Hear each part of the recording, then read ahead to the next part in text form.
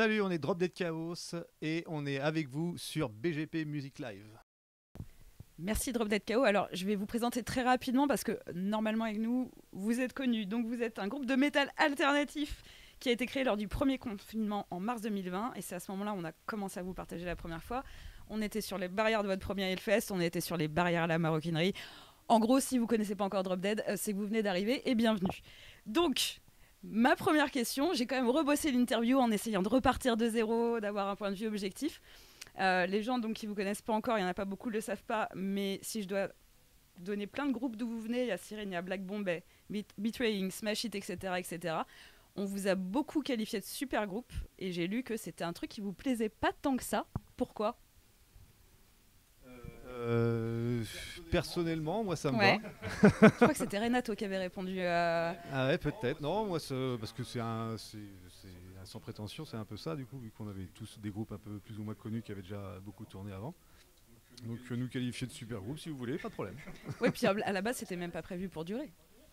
Non, à la base on avait vraiment fait juste, on s'est retrouvés ensemble. C'est improbable parce que normalement ce groupe-là n'aurait pas dû exister quoi. Sans le Covid, ça n'aurait pas existé. Donc ouais, on s'est retrouvés sur un titre. Et le but du jeu de ce titre-là, c'était justement d'avoir certains noms de la scène qui faisaient un titre. Le but du jeu, c'était de récolter des fonds pour reverser ça à la Fondation de France pour se battre contre le Covid, tu vois. Et ça devait s'arrêter là, en fait. Et tout le monde aurait été content. Tout le monde, de toute façon, avait leur groupe et ne voyait pas comment on aurait pu faire un autre groupe. Enfin, on n'était pas du tout dans cette dynamique-là. Mais il y a eu un vrai engouement autour de ça. Et donc on s'est dit, pourquoi pas faire un deuxième titre, pourquoi pas faire un troisième, puis après t'as le Hellfest qui t'appelle, on vous programme, pourquoi pas faire un album, et tu vois, ça a roulé comme ça. Et en fait, ce qui s'est passé par la suite, et je pense que c'est à ça que Renato faisait référence, c'est qu'en fait, au bout du troisième titre que vous avez commencé à faire ensemble avant que j'arrive, et avec les années qu'on suivit, en fait, ce qui était un collectif, un projet, est devenu un groupe. Et en fait, c'est ça, c'est qu'en fait, je pense que Renato, ce qu'il veut dire, c'est qu'aujourd'hui, on est un groupe avant tout, effectivement, avec un bagage qui est ce qui est, donc effectivement, avec tout plein de gars issus de la scène déjà, qui n'étaient pas inconnus du public métal. Mais voilà, je pense qu'en fait, c'est ça qu'il voulait dire, c'est que voilà, maintenant, on est un groupe, quoi. C'est le gros, c'est terminé cette histoire de collectif. Maintenant, c'est un vrai groupe qui fait de la musique ensemble, qui compose et qui va sur scène. Voilà. En gros, Et une des particularités de ce groupe, qui est finalement un jeune groupe, je vais donner juste un chiffre. Donc, vous avez sorti votre dernier EP il n'y a pas si longtemps que ça, This Is Not The Beginning, qui était lancé sur du participatif, et vous avez fait une cagnotte à 300% de l'objectif, il me semble, avec des gens qu'on appelle les humans aussi derrière. Est-ce que vous pouvez me parler un peu de cette communauté et d'essayer d'analyser comment ça se fait qu'aussi vite vous ayez une communauté de groupes établis depuis des années ? Mais ça, alors à part le fait que effectivement, quand le groupe commence, vu qu'on est issu déjà de certains groupes, chacun vient avec ses followers, avec sa communauté, donc du coup, ça, c'est vrai que ça aide. Mais à ce point-là, personne l'a vu venir. C'est-à-dire qu'effectivement, on a fait une cagnotte, on a demandé, on était parti sur 6 000 €. On a terminé à 18 000. On était les premiers surpris. Enfin, c'était vraiment improbable. Et donc c'est hyper cool. C'est vrai que c'est vachement agréable en tant que groupe de voir une communauté aussi investie. Et d'ailleurs, les Humans, ce sont eux-mêmes qui se sont baptisés comme ça de par le morceau. Troisième morceau qui avait été. Et en plus, c'est marrant parce que ce morceau-là, du coup, c'est celui-ci qui justement a été fait pour être un groupe. Il y avait le premier, c'était pour les médecins à la Fondation de France. Le deuxième, c'était pour les salles de spectacle. Le troisième, c'était pour le plaisir. Et donc, ça fait plaisir qu'il fasse référence à ça.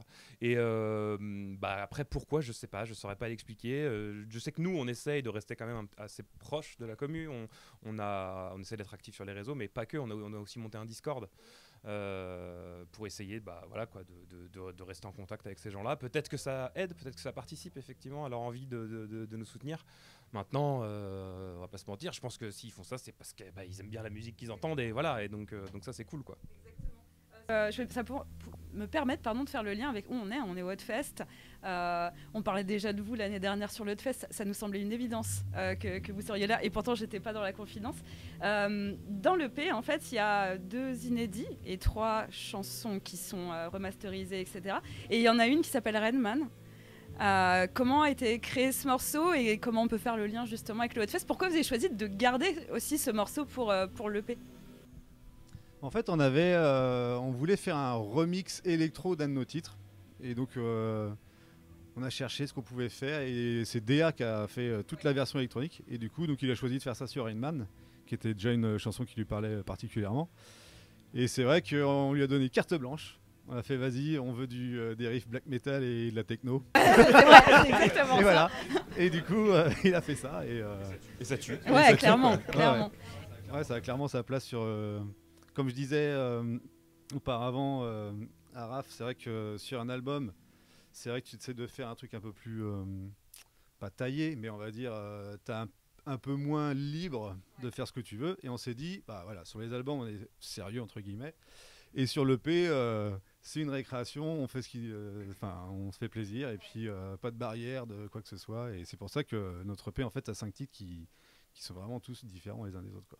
Sur un album, il y a ce côté où tu racontes un peu une histoire, un univers, une ambiance, donc du coup voilà, tu restes un peu dans ce truc-là. L'EP, ouais, c'est un moment où on peut vachement plus expérimenter. Et donc c'est pour ça, sur cet EP, il y a autant effectivement 2 titres inédits que un remix métal alternatif d'un morceau électro du premier album, que un remix techno black, voilà, et que une reprise piano voix d'un autre morceau, quoi. Voilà. Du coup, est-ce que vous savez déjà un peu la suite après cette EP pour le groupe? Oui. Est-ce que tout vous à pouvez fait. en parler? On peut pas D'accord, en mais parler. vous savez la suite. Mais on est déjà en train de travailler d'arrache-pied. Parfait. Nous en saurons plus la prochaine fois. Je reviens du coup sur le Hotfest en lui-même. Vous avez su à peu près quand, enfin comment ça s'est passé votre arrivée ici? Mais je vous dis, nous on en parlait déjà il y a un an. L'Hotfest, c'est notre booker H-Tour qui nous a fait la proposition. Donc j'imagine que l'Hotfest est rentré en contact avec H-Tour et puis on a accepté facilement, quoi. Ouais. Caritatif, vraiment, on pensait à vous et en plus avec cette chanson, ça me permet de faire le lien. Donc c'est ce qu'on disait, les 2 premiers singles, donc l'ADN du groupe, ça reste le caritatif. Le Hotfest, nous on va se revoir en décembre sur le Charitable Fest, donc à Paris. 21 décembre à Paris, au Petit Bain, ouais, carrément. On a bien hâte. Oui. Paralysie cérébrale, pardon. C'est vraiment quelque chose que vous voulez garder dans l'histoire du groupe, ce fait de historique de participer comme ça à des choses caritatives? Autant que possible, oui, parce que en fait c'est bien si à notre humble niveau on arrive à faire un minimum de choses, ne serait-ce que faire prendre conscience de certaines choses à l'ensemble des gens. Donc ouais, après c'est vrai que ça a toujours un peu de sens. On a Nils du coup qui est à la guitare et qui lui travaille depuis des années dans le milieu médical. Moi-même à l'époque du Covid j'étais encore dans le milieu médical et tout. Donc ouais, c'est forcément quelque chose qui nous parle et ouais, on est très content de pouvoir on pense à nous dans ce genre d'événement, que ce soit l'Hotfest ou le Charitable Metal Fest. Ça fait ouais, ça veut dire que votre image elle est quand même rattachée à ça et que donc ça a marqué les gens dès le départ de cette participation. Ouais, c'est vraiment comme ça que s'est créé le groupe de toute façon. Donc, ça va, je trouve, assez bien avec aussi l'énergie qu'on essaie de dégager, que ce soit en écrivant de la musique ou en étant sur scène, de garder ce truc assez fédérateur en fait. La plupart des morceaux, on essaye de garder un côté un peu catchy, un truc qui va rassembler les gens, on essaie de mettre tout le monde d'accord en fait quelque part. Et alors oui, dans les textes des fois il y a des choses qui vont être sombres, mais bon, parce que de toute façon des fois on a tous des downs, donc faut en parler, et à la limite il vaut mieux en parler et les partager dans le genre de moments sur scène et gueuler sur des gens et tous ensemble en même temps en plus pour pouvoir, voilà, tous ensemble pour pouvoir extérioriser, pour pouvoir se défouler. Merci, de toute façon on se revoit en décembre, on oui, reparlera des avancées d'ici là, et du coup comme veut la tradition, je vous laisse le mot de la fin. Et du coup un grand merci pour de nous accorder cette petite page. On n'est pas du tout dans un magazine, donc voilà, mais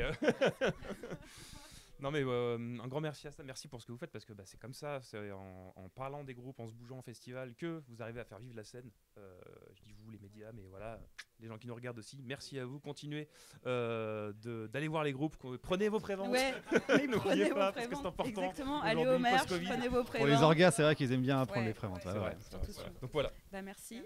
Et du coup, on se voit bientôt sur BGP Music Live. Merci beaucoup. Salut tout le monde.